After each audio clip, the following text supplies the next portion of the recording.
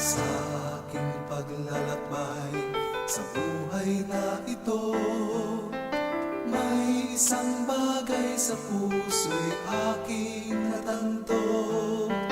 Kahit anong hirap ang dinaranas ko, ang katiyakan sa akin di naglalaho.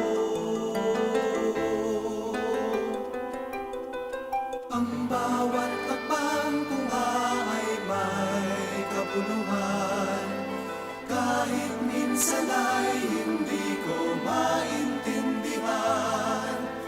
Dahil sa pangakong di nga ko bibitiwan, kahit sa pagsubok mayroon din kagalakan.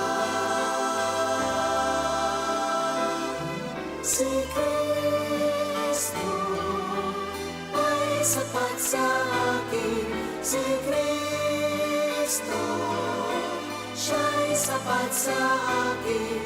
Ang mga pangako niya ay tiyak na tutuparin niya. Kaya't ako'y wala ng pangamba.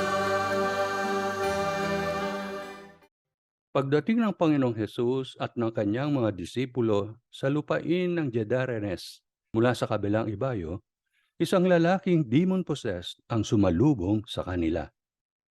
Inutusan ni Hesus ang demonyo na umalis sa katawan ng lalaki. Yumuko ang lalaki sa harapan ni Hesus at nagsabing, "Ano ang kinalalaman ko sa iyo, Hesus, anak ng makapangyarihang Diyos? Ano ang pangalan mo?" Ang tanong ni Hesus.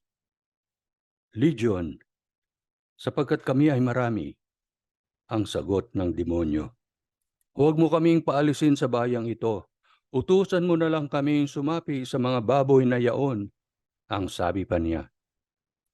Binigyang permiso ni Hesus ang mga demonyo na pumunta sa mga baboy.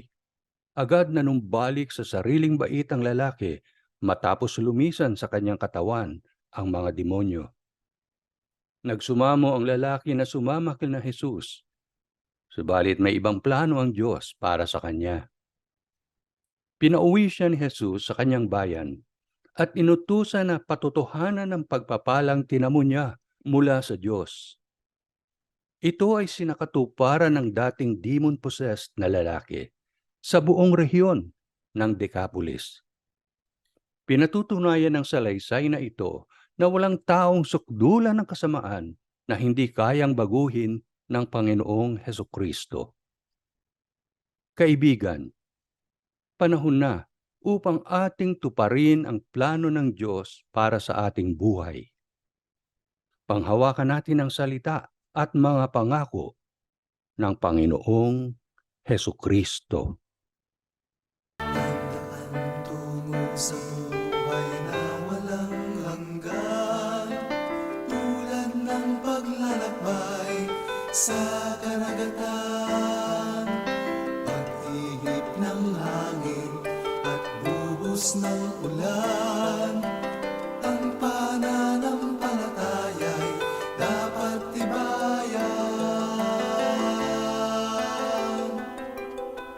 Ang Diyos na tapat sa atin ang siyang nangako na hindi niya pababayaan tayo.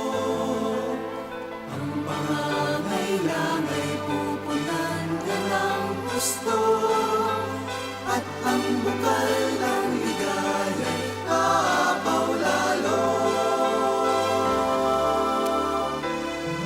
Si Kristo ay sapat sa akin, si Kristo siya'y sapat sa akin. Ang mga pangako niya ay tiyak na tutuparin niya. Kaya't ako'y wala ng pangamba.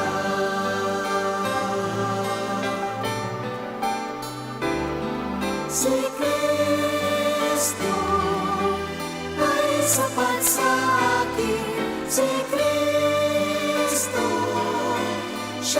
sapat sa akin